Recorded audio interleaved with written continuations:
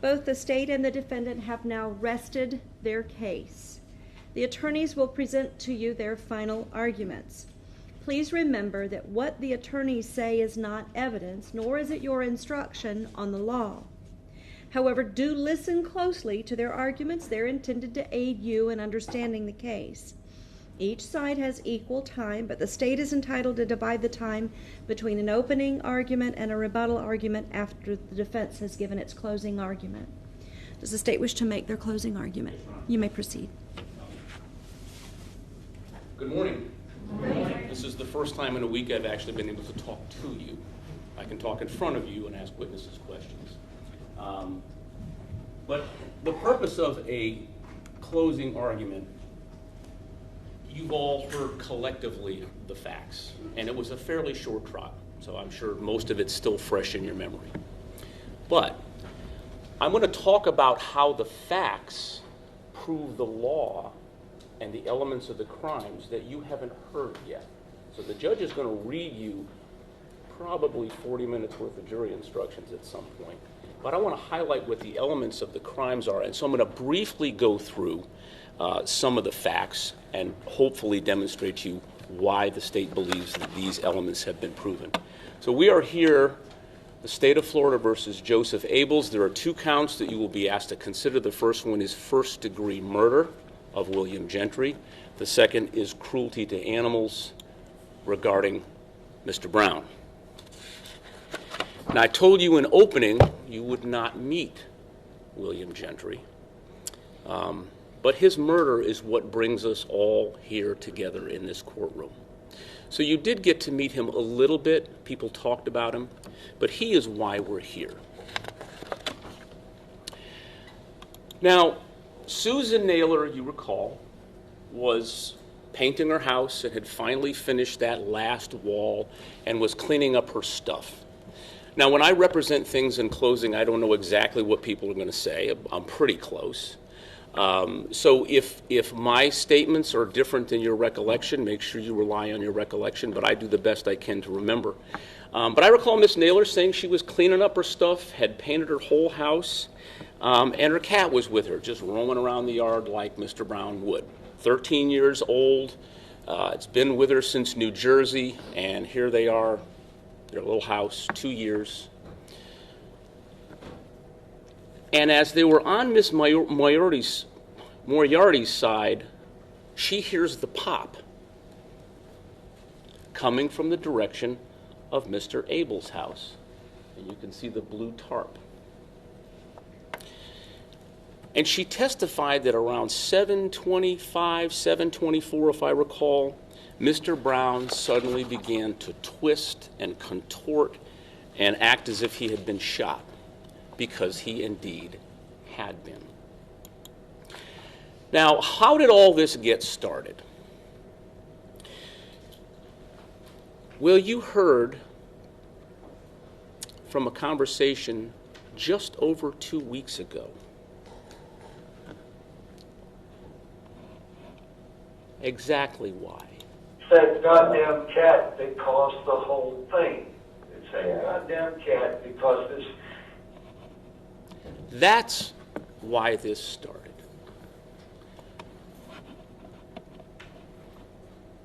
That goddamn.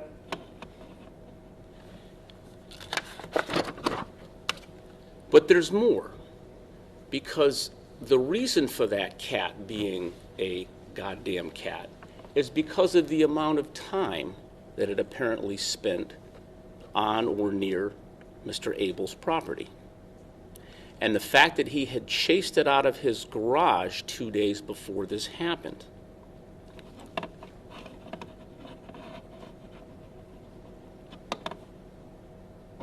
Cat came on your property, then hey, your cat was trespassing. Absolutely.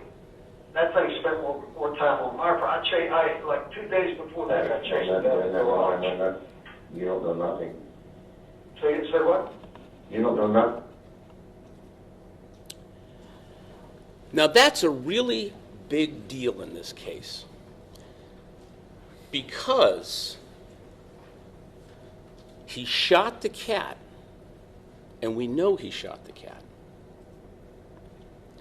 And we'll talk about this a little bit later because this is the basis for the trigger.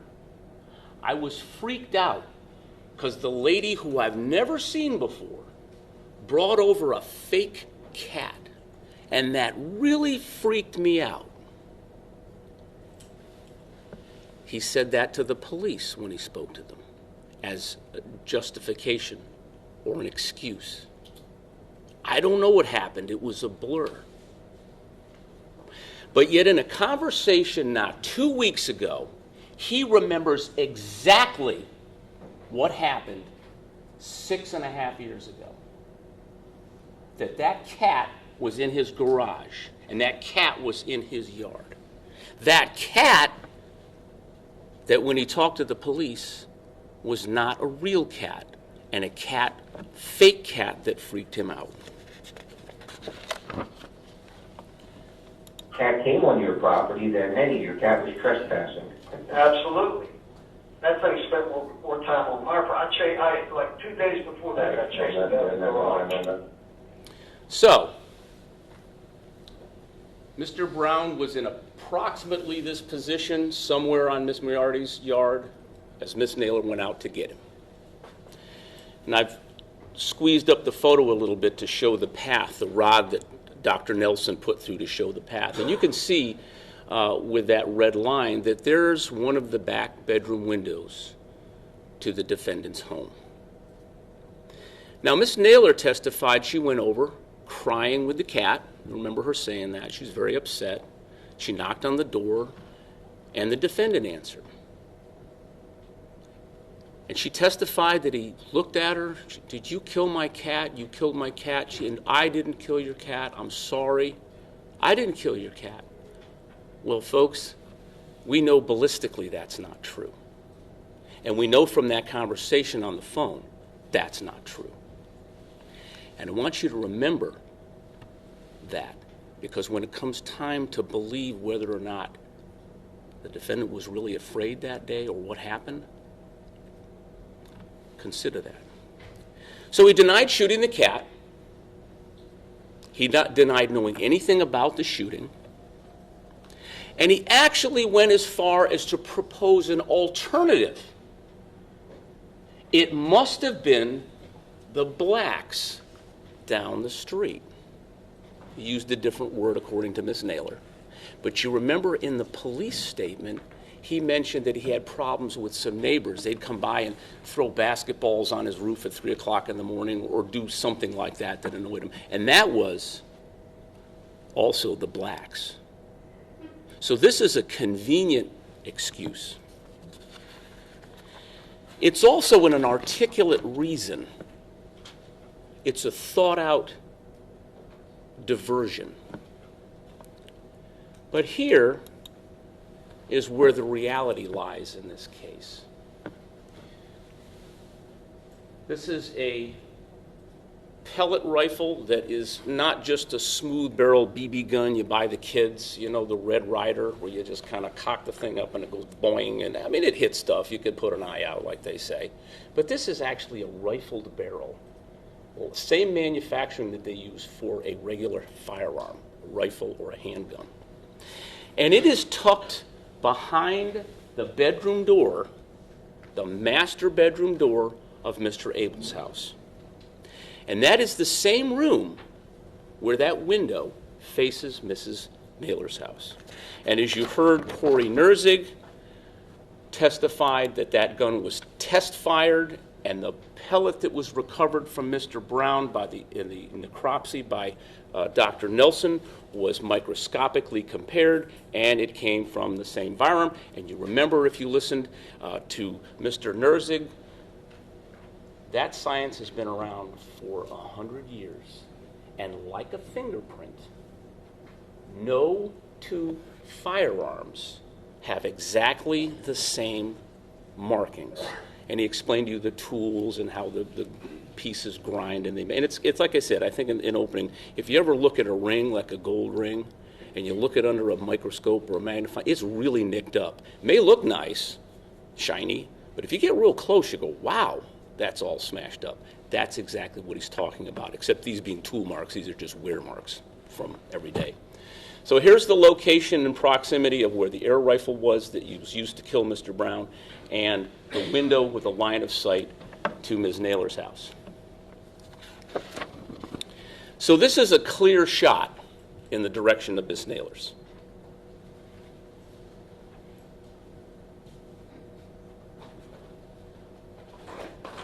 Take the rifle out of the window, aim the scope, and pop. Mr. Brown is shot.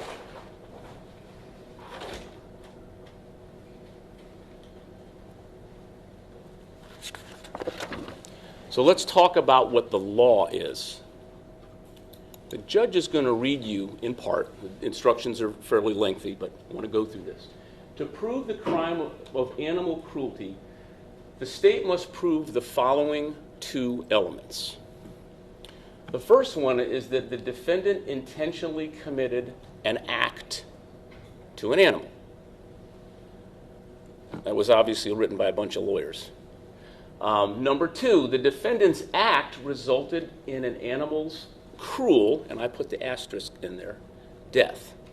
The definition of cruelty, torture, or torment that's in the instruction is and includes any act, omission, or negligence whereby unnecessary or unjustifiable pain or suffering. Now, I know there was some cross-examination about, well, did the cat lay around and flop around for 3 days? And the medical examiner said, look, it didn't die like that. It didn't die with a snap of the fingers, but it had to bleed out. Mr. Brown had to bleed out. And I asked him, again, partially for the record, dogs, cats can howl, they can get hurt. But do they have pain receptors? Would this be something that the cat would feel? He said, yes. So pain doesn't have to last for any particular point of time. But the idea behind the pain is it unnecessary and is it unjustified? Miss Naylor told you that Mr. Brown contorted and twisted before he died in her arms. And Dr. Nelson told you that the way that bullet went through tore through several organs and caused the death. It punctured vital organs, causing massive internal bleeding. I would suggest to you beyond any reasonable doubt that was unnecessary and that was unjustified pain and suffering. And we know where the pellet came from, beyond a reasonable doubt, from that gun behind the defendant's bedroom door. So let's talk about what leads up to the death of Deputy Gentry. So the cat gets shot first. That's why this starts. Miss Naylor and her son-in-law and her daughter are outside. They call the police. Let's make a report. So Deputy Gentry, Deputy Lavender, that's X-ray 3. They kind of roam around. They're that swing shift 2 to 2. Somebody else is on a call, and they go. Somebody claimed a neighbor shot an animal, and they arrive. They responded there to investigate a crime. It's a crime that the defendant himself committed. It's not like they knocked on the wrong door, went to the wrong house. This is something the defendant started.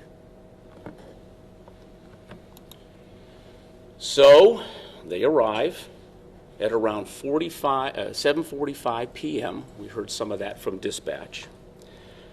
They park a fully marked Ford Explorer SUV with lights at the top, stars on the side. You can even see the decals in the dark when this picture was taken.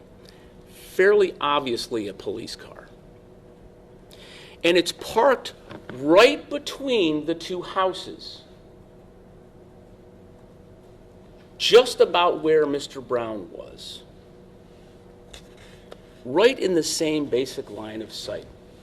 If you look at the diagram where the police car is, and if you shift that red line maybe over slightly to the right, you'll get to the tree by where Mr. Brown was.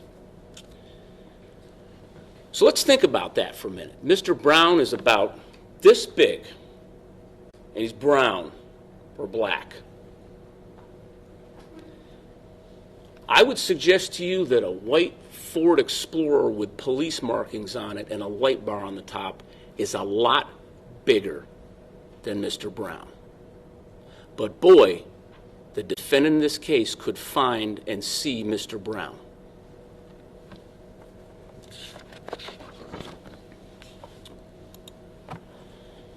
So, after the visit from Susan Naylor, okay, the one that freaked him out because of the fake cat, I suggest you a reasonable inference from the evidence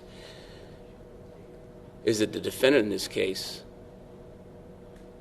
was probably checking out the back window to see if anything else would happen, if anybody else would show up.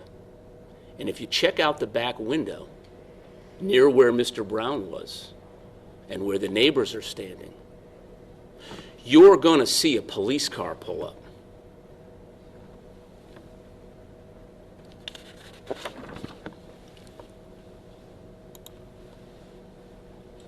After a short time of speaking with Ms. Naylor and the family members, you remember Deputy Lavender said, Gentry told me to stay there and take a statement, and he walked over to speak with Mr. Abels.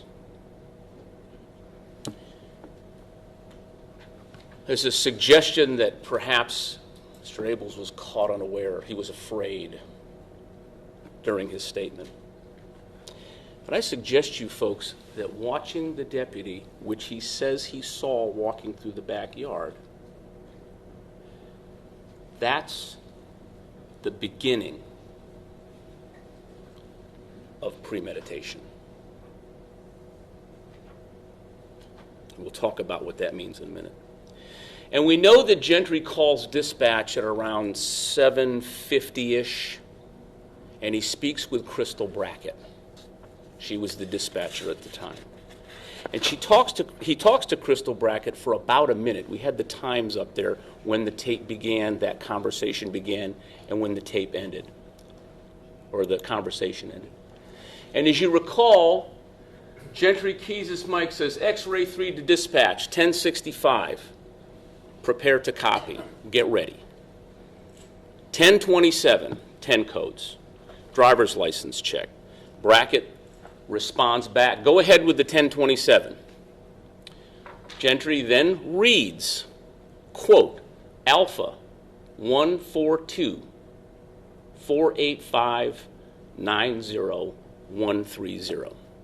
That is exactly the number on Joseph Edward Abel's driver's license. Brackett responds, 10-4 showing Joseph Abel's Class E, which we can even see. Echo, motorcycle endorsement, looks like he's on a 1023, which means standby. Looks like he's on probation, supervised release status, showing open search, no contact with the victim or family, reference 36 on elderly. Gentry responds 1026, which means message has been received. Does it say who his probation officer is? Crystal Brackett responds 10-4, Paulette Polk. I have the PX, and now we know that means phone number in police talk. Do you want it?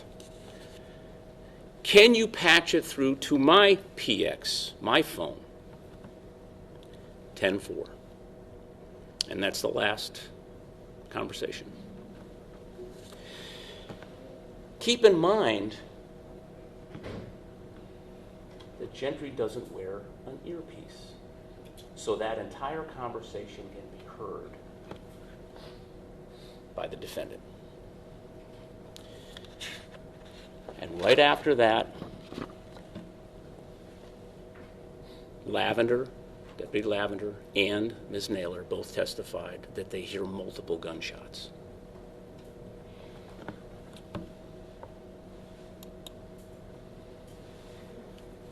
Remember Mr. Santos? The Porsche mechanic? Friendly with Mr. Abels? At around 7:53, he said, I had missed that call at around 7:40 from Abels. I was cooking, and I said, you know what? Let me call him back. And I think he even gave an exact time. I don't remember, it was 7:52, 7:53. And what is that conversation? He tells you, and of course he redials back the number that's in his phone for Joseph Abels, so this is not a wrong number. What does Mr. Abels, the defendant, say? I got a problem, or I'm in trouble. So what does Mr. Santos think? Probably broke down somewhere. Now you remember he replaced his battery a couple of months before, so it's like a car thing. You know, my spark plug in my lawnmower doesn't work, or it needs to be cleaned. My electrical system in my car is draining. You know, I need a new battery. So that's the first thing that crosses his mind. Then he gets told, I just killed a man. It's a cop. And you saw his reaction. Why are you calling me and telling me this? Joe, you got to turn yourself in. And then the phone call is disconnected. So right after the defendant shoots Deputy Gentry, he knows exactly what he did, and he knows exactly who he did it to.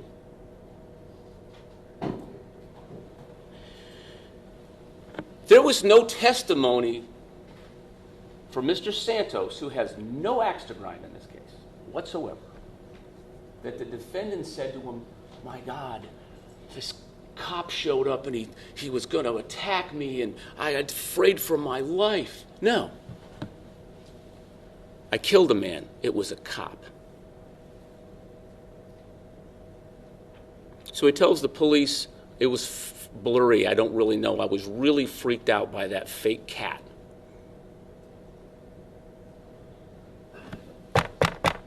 But he remembers within a couple of minutes exactly what he did.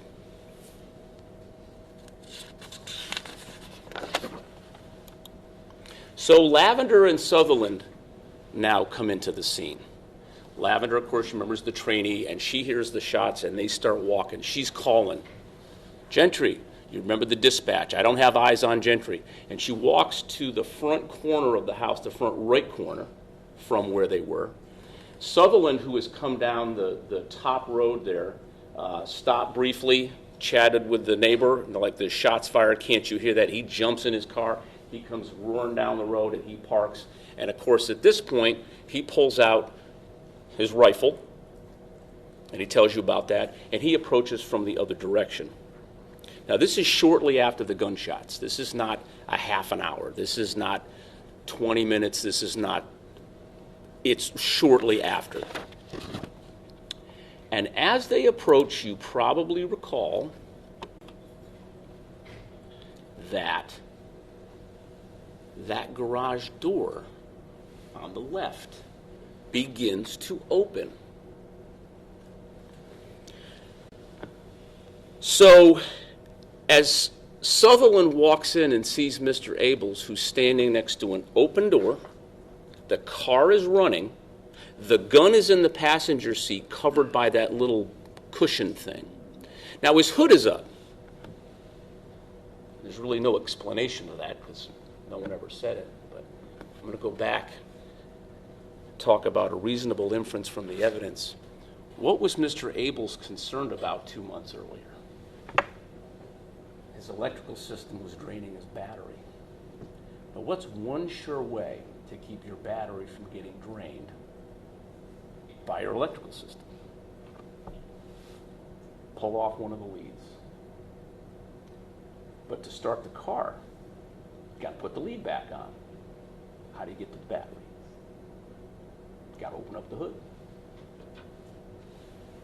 So when that garage door opened, Mr. Abels was in the process of leaving.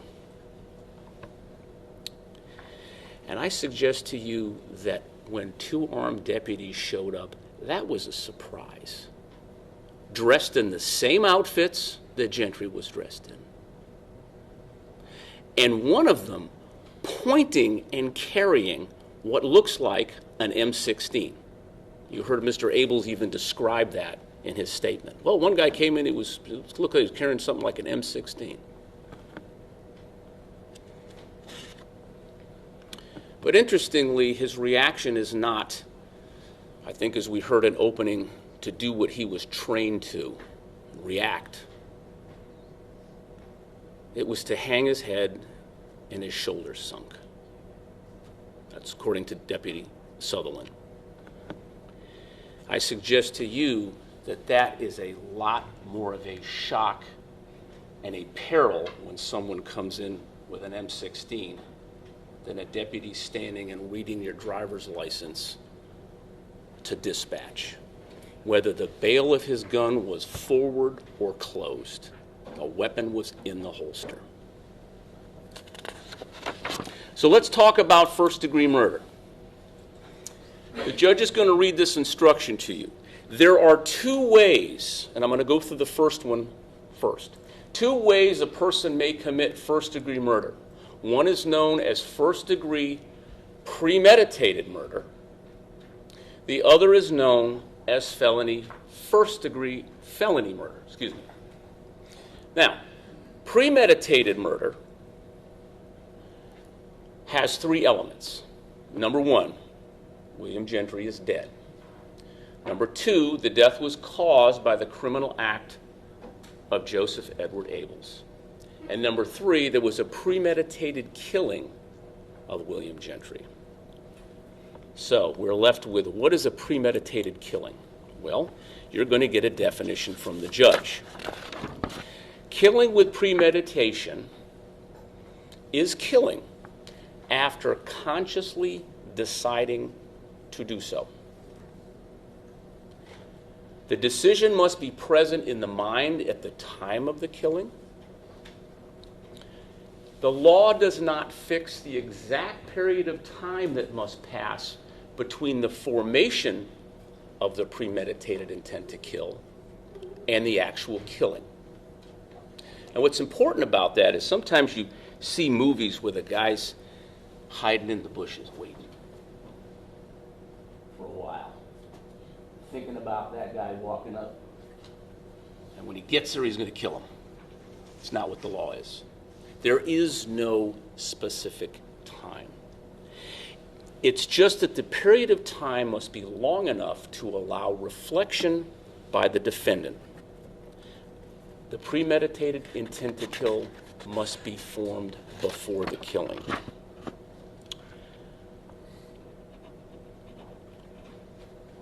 So let's talk about one of those phrases. Period of time must be long enough to allow reflection.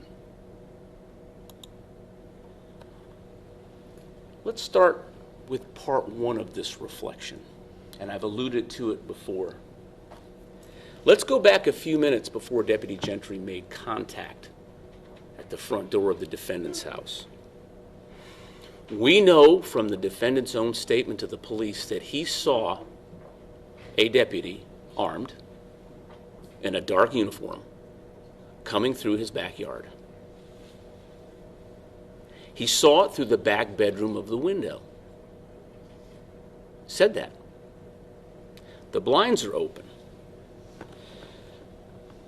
Very likely the exact same window Mr. Brown was shot from. And when I said to you earlier, that is the beginning of the premeditation. And you say, well, he looked out a window. Why is that? Well, after looking out the window long enough to allow reflection by the defendant, he retrieved the handgun. Why do you retrieve a handgun? Don't point a gun unless you intend to use it. He retrieved the handgun from somewhere in the house. Again, a reasonable inference from the evidence is from that bedroom, most likely the bedroom. And after retrieving it, removed the holster, leaving the holster on the bed. And I didn't do this during the testimony, but just in case there are any questions, the gun's been removed, it's still safe. It fits perfectly.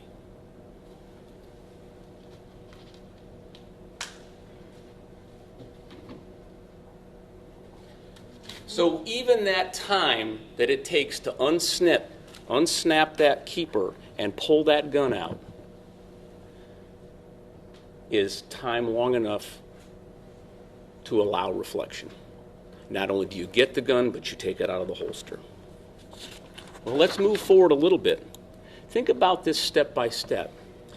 Now you take the gun and you walk out of the bedroom with it to the front door to answer the knock at the door or the doorbell from the deputy. Now, whether he went back into the house to get his ID and the gun, we don't know those facts, but we do know that that gun came from the holster, and the holster was in the bedroom, and most likely we know that he had been watching to see Deputy Gentry walking in his backyard.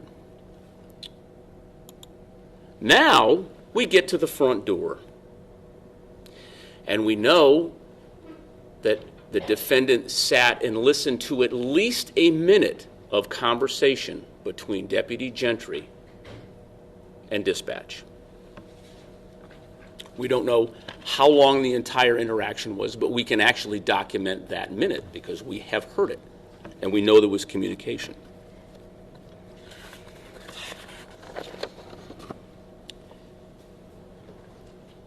And right when Deputy Gentry was probably at his most vulnerable, because keep in mind, what was he waiting for? Somebody to patch that probation officer's number to his cell phone. Reaching to get the cell phone, and where are the bullet wounds? They're not here. They're not to the chest. They are to a head turned.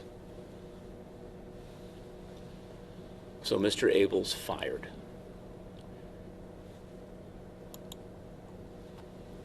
And he didn't shoot once. You remember Dr. Nelson said if you get a shot like that in the head, your brain just goes kaboom and you drop. But he didn't shoot once. And I said this in opening, didn't shoot twice, not 3 times, not 4 times, not 5. He shot 6 times. That's not an accident. That's intentional. Every time you squeeze that trigger, you're intending to shoot. And we heard from Deputy Lavender that there were several shots and then a pause and then several more shots, if you remember that. It was not a long pause, but a little bit of a pause. That pause is premeditation again.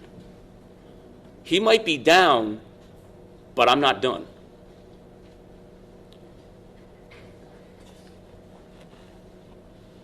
You recall the screen is in evidence with the 2 holes, the nick on the wall. And we know, looking at the chamber, or the back of the revolver's cylinder, that there were indeed 6 shots fired.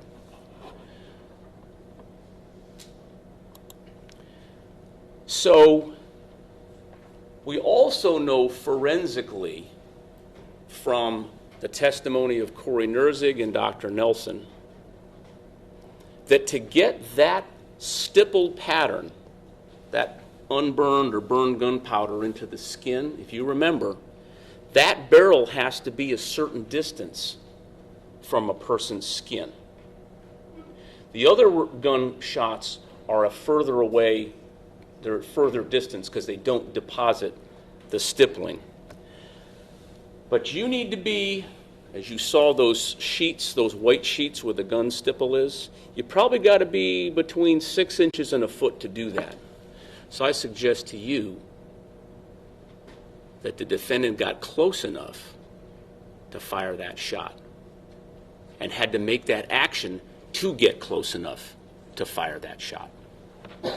It might not have been a huge distance, but that is intent. You also know, forensically, that there are mixtures of DNA on that firearm that contain both the defendant's DNA and Deputy Gentry's DNA. So Deputy Gentry would have to be in some proximity to that firearm to get his DNA on it. You remember what Anna Cox talked about, those little fine spray, that back spatter if it goes in a hole. If you ever think about dropping a ball into a bucket of water, I mean, the water comes back out again. She talked about how that splashes out. Well, that fine mist, be back spatter, was on the license that FDLE analyst told you about. She had to wipe it all off, but it was Gentry's blood. Well, how does the blood get on the gun? Well, we know that it's within proximity because of the stippling. How do you get that close? You have to move that close. Not running away, but getting closer to finish off the job.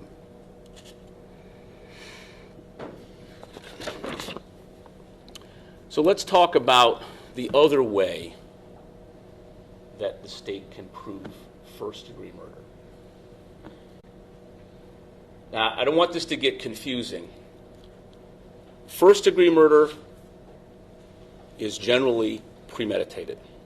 But if somebody had any question in their mind about, was it really premeditated? I suggest that it absolutely was premeditated.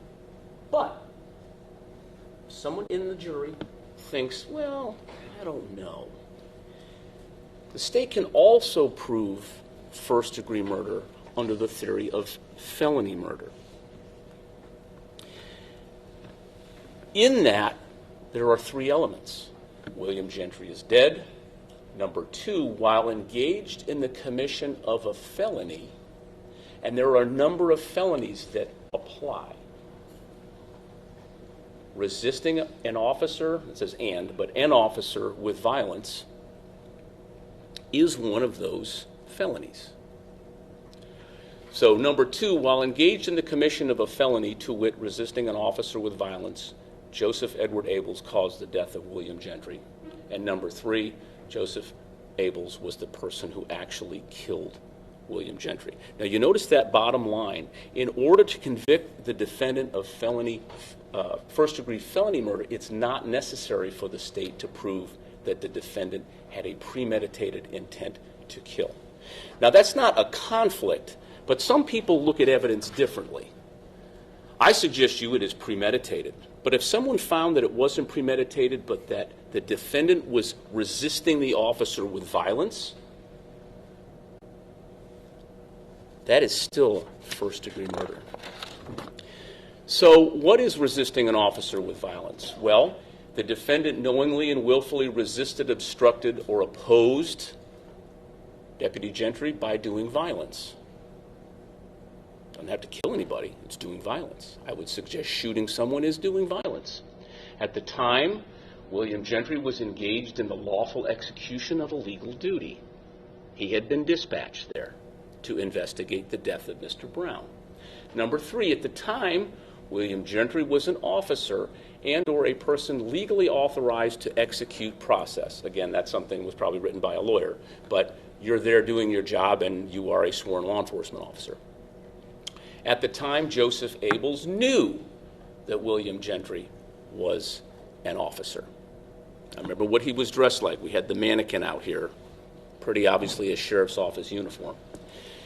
The court will then instruct you that a Highlands County deputy sheriff is an officer within the meaning of this instruction.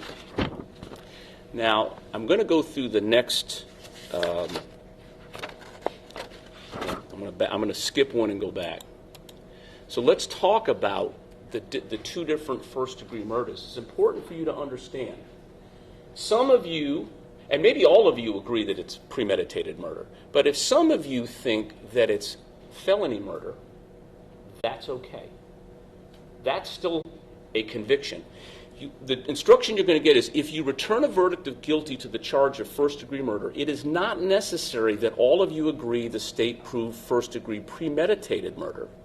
And it is not necessary for you to all agree the state proved first-degree felony murder. Instead, what is required that all of you agree that the state proved either first-degree premeditated murder or first-degree felony murder. Understand that? Two different theories. So let's see how felony first-degree murder works. There's an instruction that the judge is going to read to you, and I'm not going to read it because there's a lot of words in there. But here's the deal. If you are in the committing a felony and someone dies, you're guilty of first-degree felony murder. But the elements of the felony have to be proven. You understand that? If the underlying felony isn't proven, and in this case, the facts would show resisting with violence. If those elements are not proved, well, then you don't have a felony, okay? So you can't have felony first-degree murder. But just because you might find somebody guilty of the felony, you still have to look at the elements of murder, that someone is dead and the defendant is the one that caused it, okay? So you have to have both of those together. I know that's kind of out there a little bit, but I like to talk about it because when the court reads that instruction, I want to have talked to you about that so you know what is going on with this instruction. Because one of the things you won't hear is that the defendant was charged with resisting an officer with violence. But that's okay, as long as the elements have been proven.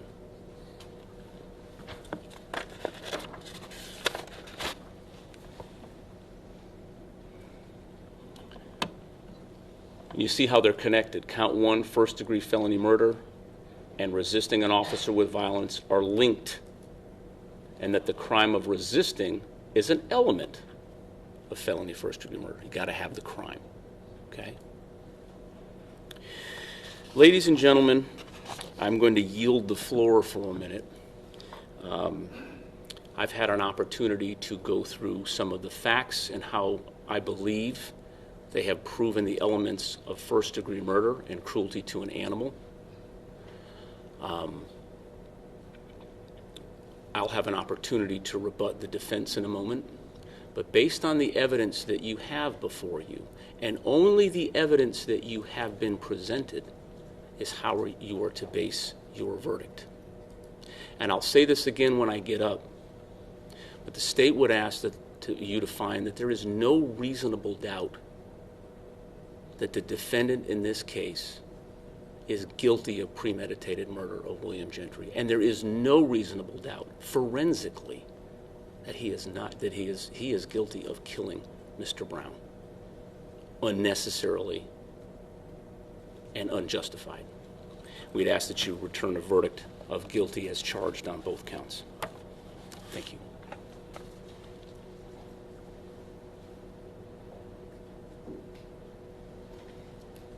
Defense, do you wish to make a closing argument? You may proceed.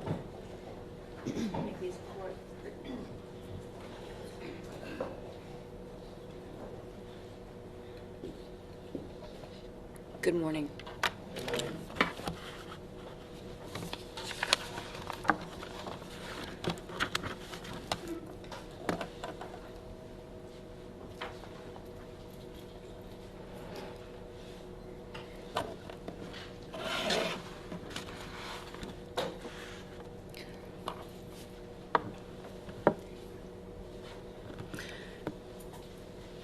Semper Fidelis, always faithful. That is a motto of every Marine and once indoctrinated by a Marine, becomes part of their everyday life, every aspect of their life. Marines are of the most fiercest and bravest of our soldiers. They are the first to go into battle, to fight for our country, your country. They're the first boots on the ground, and they are trained to kill.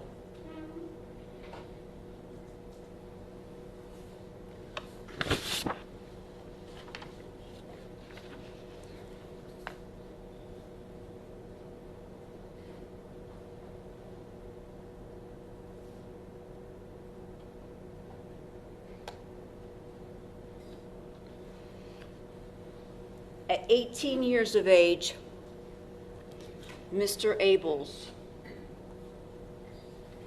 enlisted in the United States Marine Corps. Combat to him became everything. Every part of him, every aspect of his life since he was 18 years of age.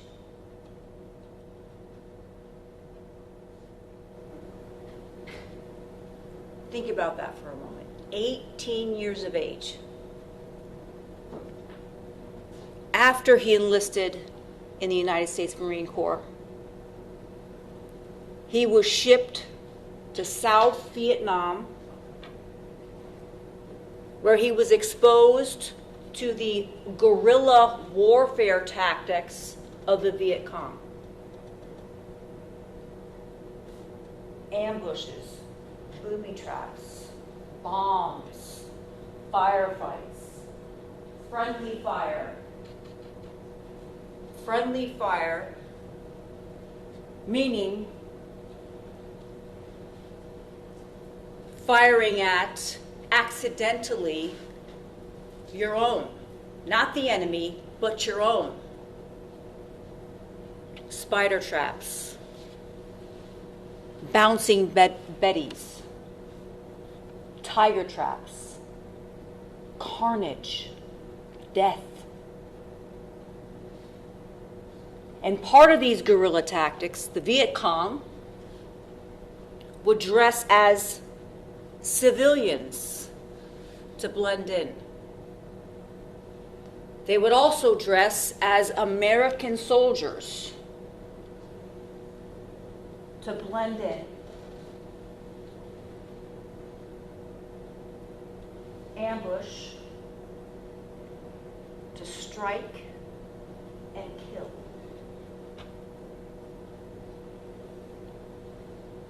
When Mr. Abels left the United States Marine Corps at the age of 19,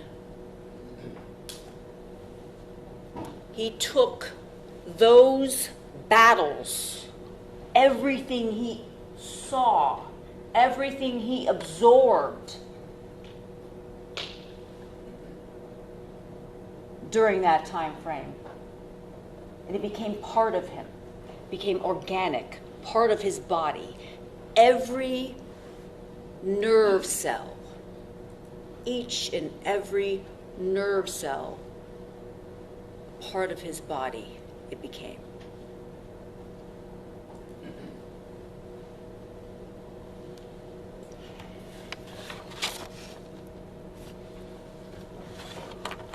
On May 6th of 2018, Miss Naylor, a stranger to Mr. Abels, walked on foot to Mr. Abels' home, knocked, pounded on her screened-in porch door, opened the screened-in porch door, then pounded on her door. If she rang the doorbell, if I recall, crying uncontrollably with a deceased cat in her arms.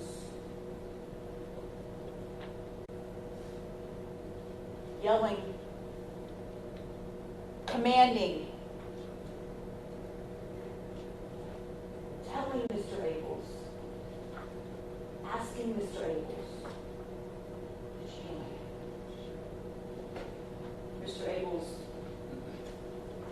tried his best to console her.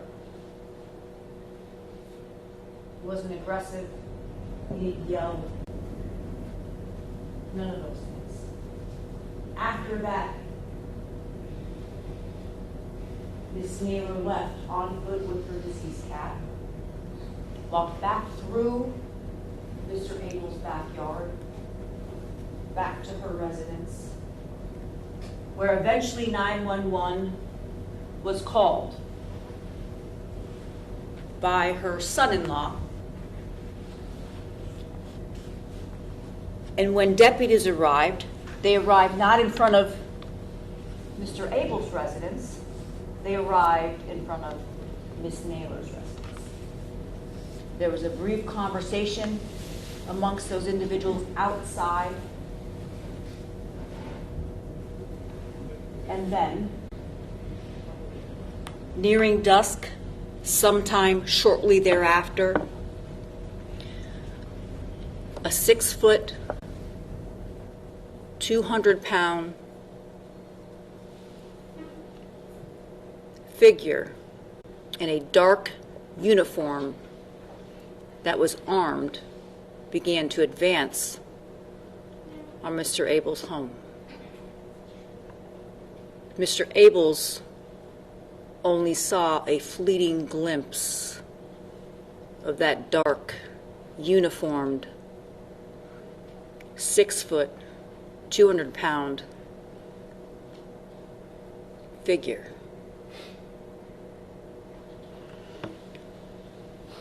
Mr. Abels was freaked out.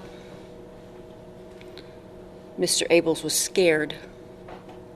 Mr. Abels was afraid.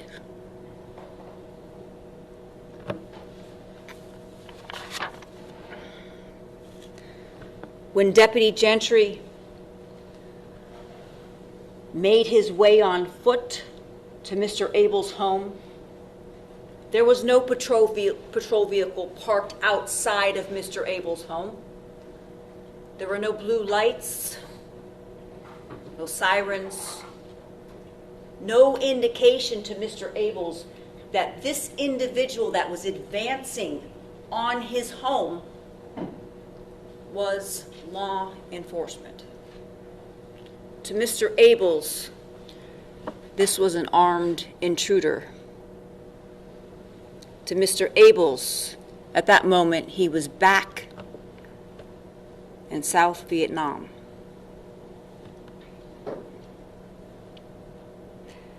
And I submit to you that the evidence supports that Deputy Gentry reached for his gun. In a split second, Mr. Abels reacted in self-defense. A split-second decision where it was in defense of himself, defense of his home, and in Mr. Abel's mind, defense of his country.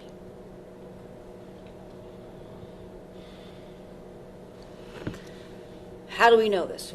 What evidence do we have, or were you shown to support this? Well, we have the duty belt, the gun holster.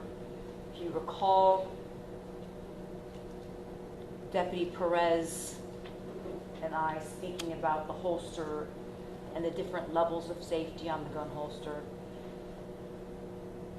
The bail or the rocker on that holster was pushed forward, indicating that at the very least 2 steps had to have been taken. First step, I submit to you, will be Deputy Gentry had to put his hand on his gun. First step. Second step will be to push down the button and push that bail, that rocker, forward. There should be no doubt in your mind. And the gun belt, the holster, is in evidence. You can take it back with you. Try it for yourselves. But there should be no doubt in your mind that Deputy Gentry had reached and had disengaged that first level of retention, that first level of safety. And that's when Mr. Abels acted in self-defense.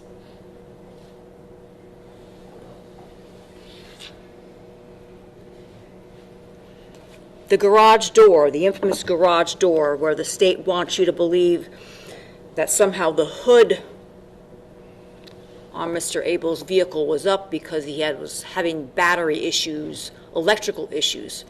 Well, if you recall the testimony from Mario Santos, that had been rectified. They had gone to Advanced Auto Parts or something of that nature, replaced the battery, them going together, driving together. So that's not why the hood was up.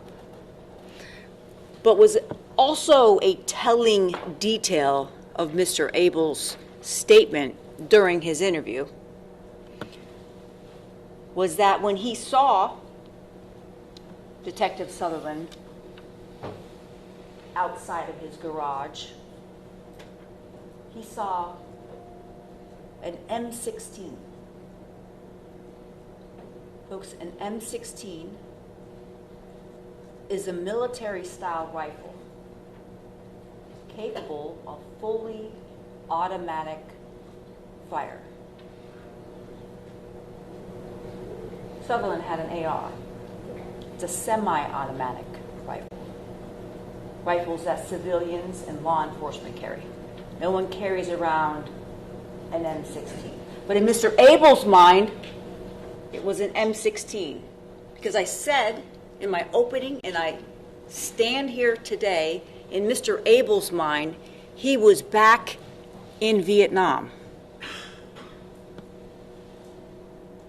That's one little detail that substantiates that.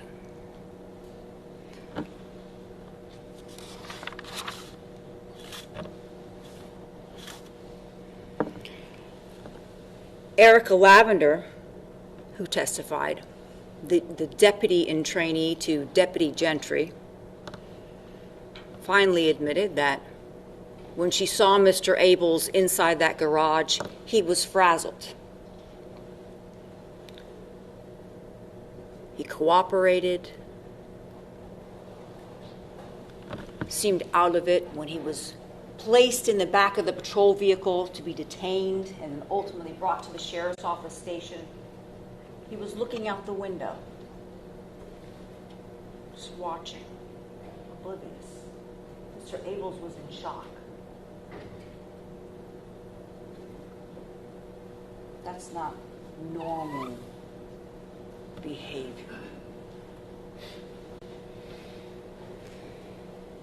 Mr. Abels' own interview, taken in his boxer shorts and his black tank top, repeatedly referenced how freaked out he was about the cat that Miss Naylor had in her arms that she brought over. He didn't even believe the cat was real.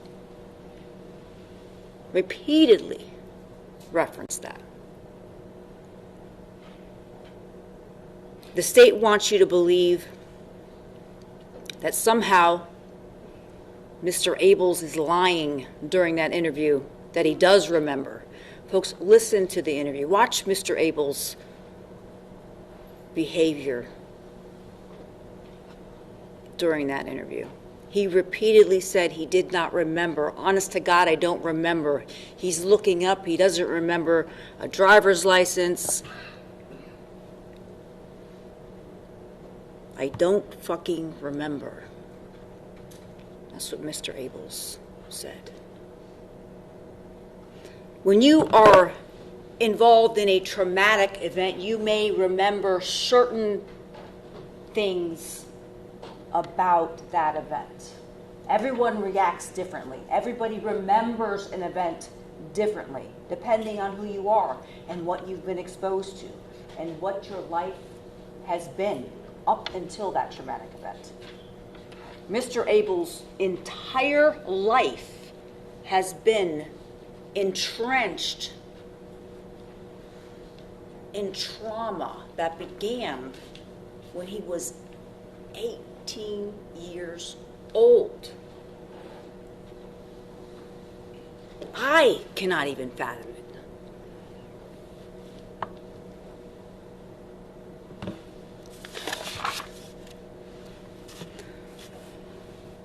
Mr. Abels has been charged with, in a 2-count indictment. The first charge is capital first-degree murder, where the state of Florida has the burden, as Mr. Johnson said, to prove premeditation. This case is the opposite of premeditation. There is no premeditation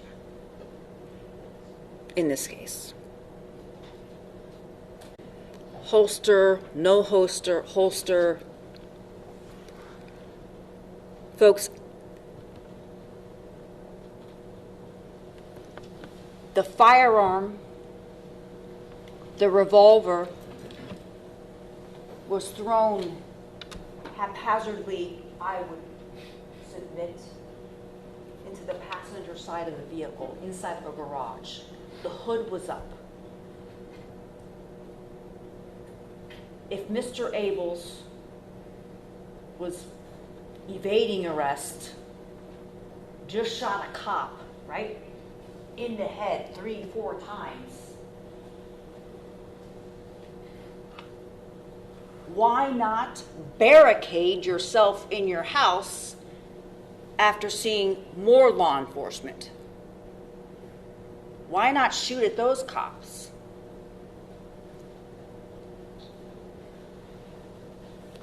He didn't run back into the house. He didn't reach for his revolver. None of those things. Mr. Abels was not in the right state of mind. Because as I said earlier, Mr. Abels was back in Vietnam.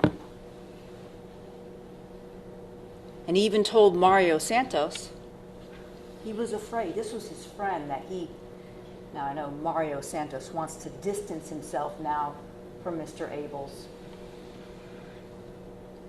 But they were friends. They hung out. They helped each other, talked about putting the same type of roof on their house after the hurricane. When he called him, he said he was afraid. He didn't know what to do. He was afraid. He didn't know what to do. Confiding in his friend. Probably his only friend at that time.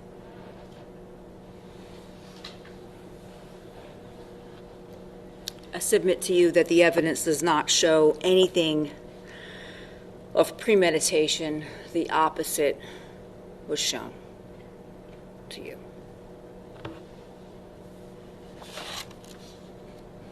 You're also going to get an instruction, and I'm not going to go through these instructions with you. The court is going to read you these instructions, but I'm going to ask you to read through them because you'll get a copy of them and read through them carefully. I'm sure that you will. But you're going to get an instruction on justifiable use of deadly force. I submit to you the killing of Deputy Gentry, in Mr. Abels' mind, was justified. Why? Why is that? Well, Mr. Abels was afraid. He was freaked out about the cat that was brought over by Miss Naylor. And that fleeting glimpse of that armed figure advancing on his home, on his territory, on May 6th of 2018. And Mr. Abels doesn't have to show that he was justified in using deadly force. It's the state that has to show beyond a reasonable doubt that he was not. It's the state's burden, not Mr. Abels' burden. Mr. Abels was in a home where he had every right to be,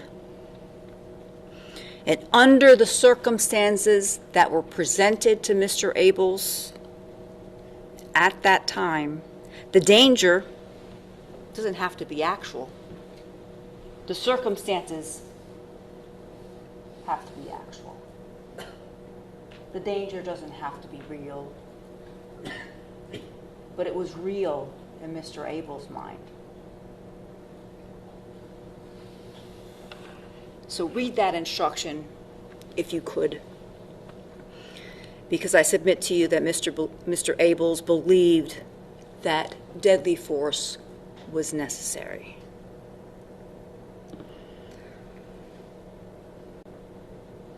Mr. Abels, as you know, as I've said multiple times, is a combat Vietnam veteran. And as a young American man, he internalized the lethal responsibilities as a Marine, perceiving danger at every second, every minute, every hour of every day. Every glance, every glimpse were crystallized in Mr. Abels' mind, in the nerve cells of his body.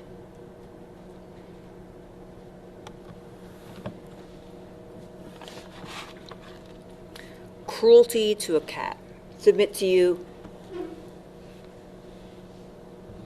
that the facts simply don't fit. This is not a statute that fits the facts of this case. Do you believe Mr. Abels shot the cat? It's not enough with a pellet. Let's talk about that briefly. Because in order to find Mr. Abels guilty of animal cruelty, the state has to prove beyond a reasonable doubt that he knowingly and intentionally tortured or tormented an animal, and in doing so, injured, mutilated, or killed the animal. There's also a definition here that you'll get in jury instructions. Cruelty, torture, torment. Includes an act, omission, negligence, whereby unnecessary or unjustifiable pain or suffering is caused, permitted, or allowed to continue. There's absolutely no facts that support this count. The cat, as you recall, was shot one time, died where it was shot, didn't run off, wasn't tortured, wasn't mutilated, wasn't shot multiple times, took 30 minutes to die, wasn't euthanized. Facts simply don't support it. As sad as it may be, the court's going to instruct you that you can't use your sympathy to reach a verdict in either one of these counts.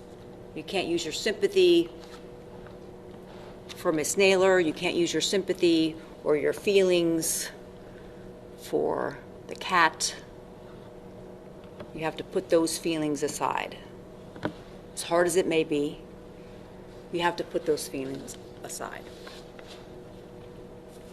The facts simply do not support that charge, as they do not support count one of premeditated first-degree murder.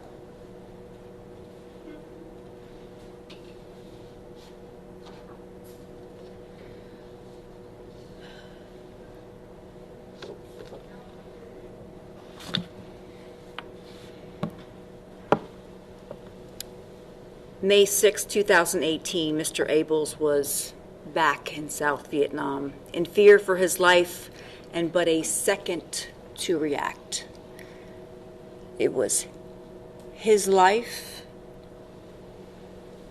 or the life of that armed intruder that he perceived.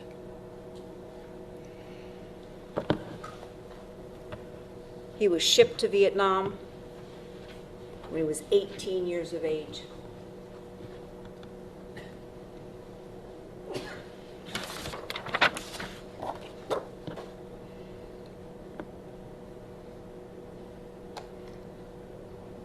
Mr. Abels now sits before you, a 75-year-old man.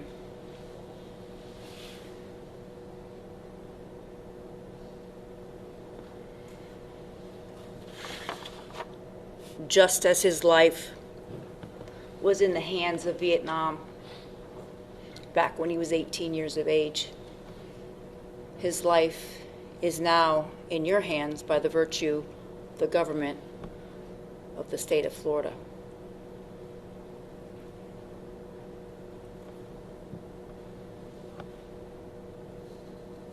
Ladies and gentlemen,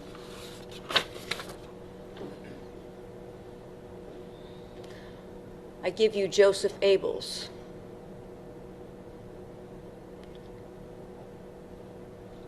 the always faithful Marine, yet forever broken.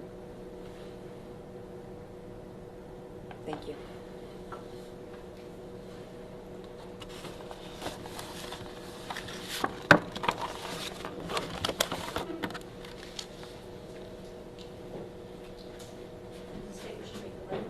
Yes.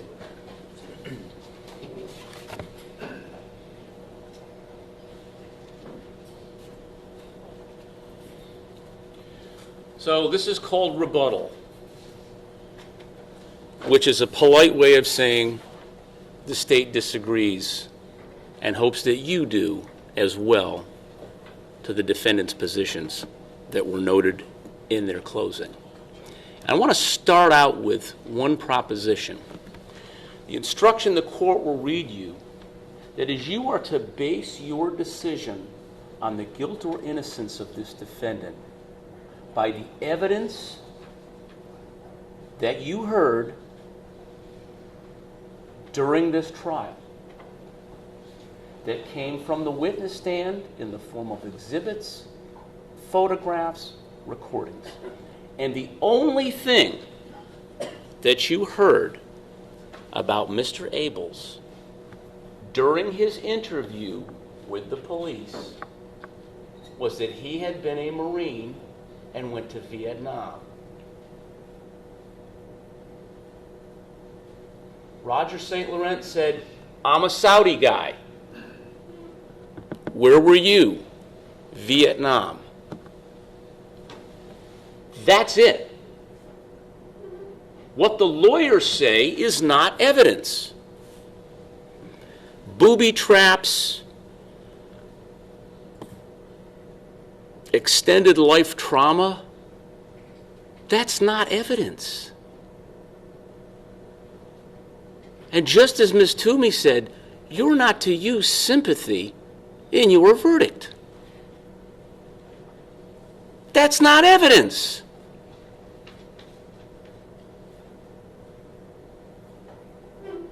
Carried throughout his life, entered his life and remained. That's not evidence. You are to base your verdict on what you heard. Anything other than that is a miscarriage of justice. You know, there are 3 occasions that you heard. And when asked what happened, given multiple opportunities by the police, the defendant said, "I don't know, it's kind of a blur. I was kind of freaked out by that fake cat." He didn't say, "Man, I was back in Vietnam." Holy cow. You heard his statements, and that is his statement. In fact, you know a little bit more about what caused all this with his phone call to Jerry. Wasn't Vietnam, it was the goddamn cat. The evidence, what the lawyers say, is not evidence, and you should not base your verdict on sympathy for anyone.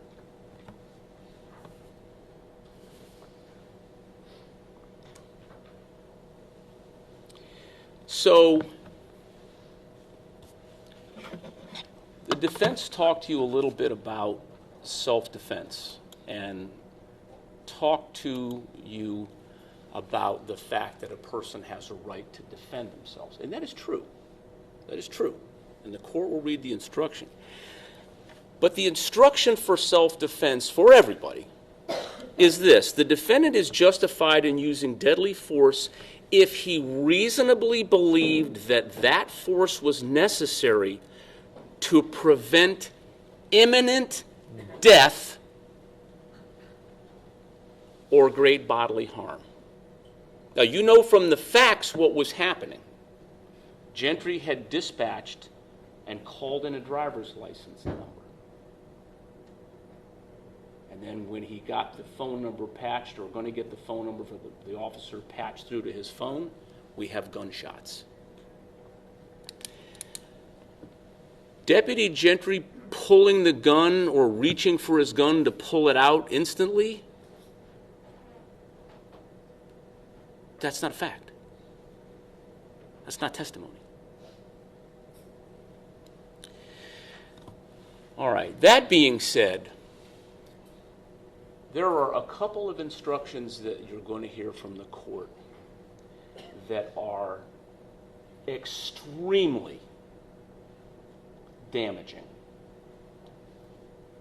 They are what I would call massive roadblocks to self-defense in Florida.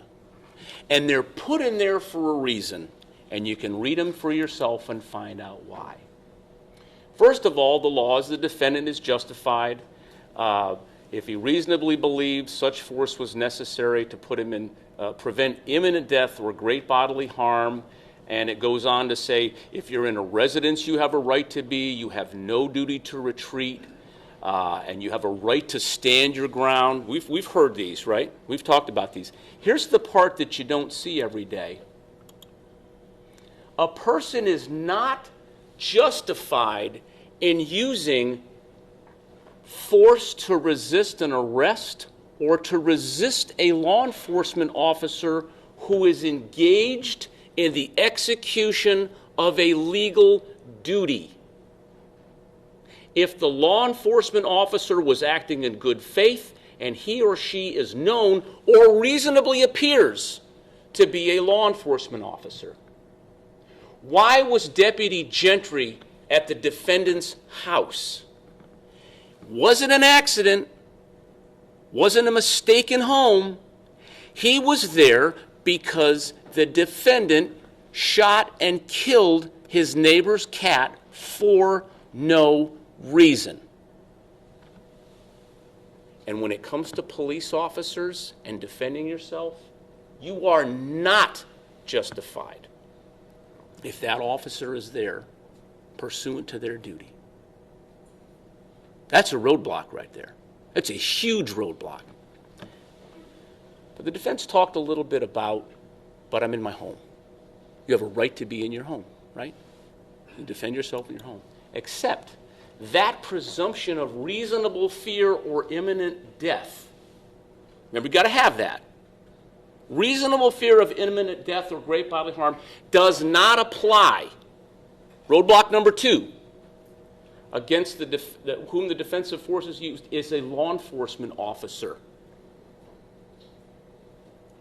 who enters or attempts to enter a residence in the performance of his duties.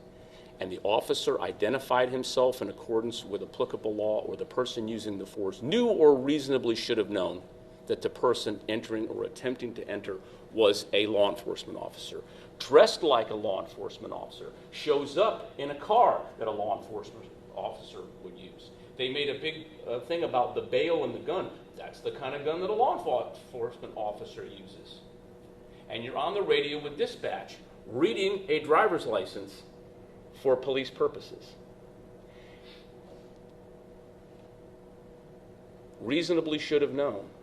And I submit to you, ladies and gentlemen, knew darn well. And that's why Deputy Gentry was shot.